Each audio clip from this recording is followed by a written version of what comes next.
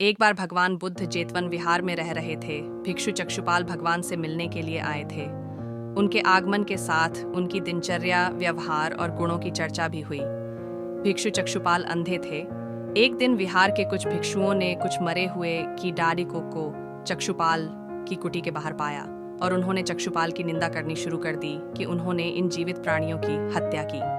भगवान बुद्ध ने निंदा कर रहे उन भिक्षुओं को बुलाया और पूछा कि क्या तुमने भिक्षुकों की डाढ़ें मारते हुए देखा है? उन्होंने उत्तर दिया, नहीं। इस पर भगवान बुद्ध ने उन साधकों से कहा कि जैसे तुमने उन्हें की डाढ़ों को मारते हुए नहीं देखा, वैसे ही चक्षुपाल ने भी उन्हें मरते हुए नहीं देखा और उन्होंने की डाढ़ों को जानबूझकर नहीं मारा है, इसलिए उनकी भर्त्सना करना उचित नहीं है।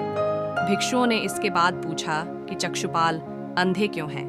उन्होंने इस जन्म में अथवा पिछले जन्म में क्या पाप किए? भगवान बुद्ध ने चक्षुपाल के बारे में कहा कि वे पूर्व जन्म में एक चिकित्सक थे। एक अंधी स्त्री ने उनसे वादा किया था कि यदि वे उसकी आंखें ठीक कर देंगे तो वह और उसका परिवार उनके दास बन जाएंगे। स्त्री की आंखें ठीक हो गईं, पर उसने दासी बनने के भय से यह मानने से इनकार कर दिया। चिकित्सक को तो पता था कि उस स्त्री की आंखें ठीक हो गई हैं।